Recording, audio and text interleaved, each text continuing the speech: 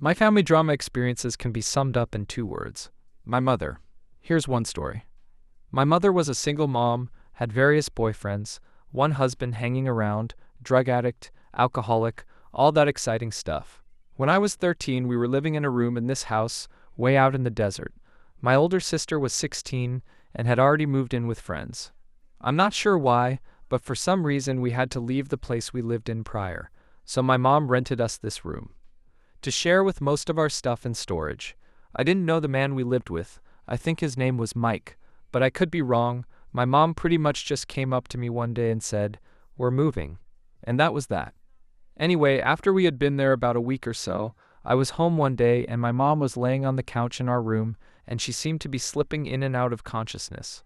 I kept trying to wake her up, but she was completely out of it, so I went to go call an ambulance. We didn't have a phone in our room, so I went to the living room to use the phone. Mike was on the phone, so I asked if I could use the phone. There was an emergency. My mom was sick, and I need to call an ambulance.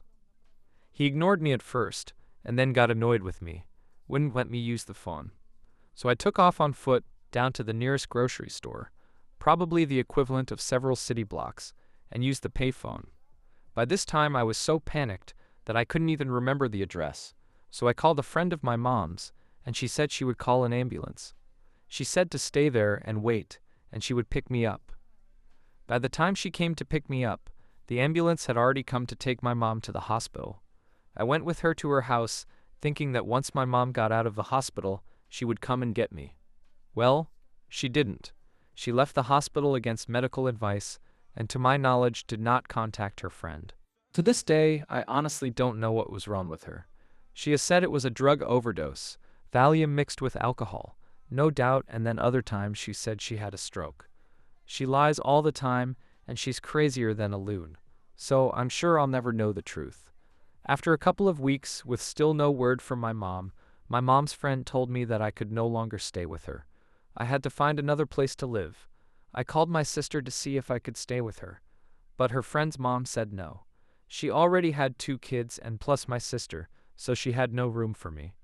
My sister contacted my aunt and uncle, who I hadn't seen, spoken to in probably a year or more, due to my mother and some other dramatics, I'm sure. They agreed to let me stay with them. I moved in with them with nothing but the clothes I was wearing, plus one duffel bag of things.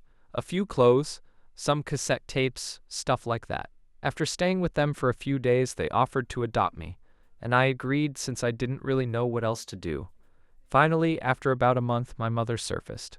I sat in my cousin's room and waited to find out where I would be living next.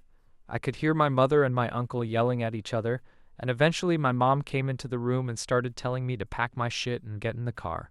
We were leaving. My uncle came after her, yelling, and I just sort of freaked. I ran out into the backyard to get away from them. I told my mother that I wanted to stay there, and when she had a job and a new place to live, I would come live with her. In my 13-year-old, emotional, freaked-out state, that seemed like the most logical solution. This sparked much dramatics. My mother accusing me of abandoning her, saying things like, "I've never been good enough for you," etc., etc.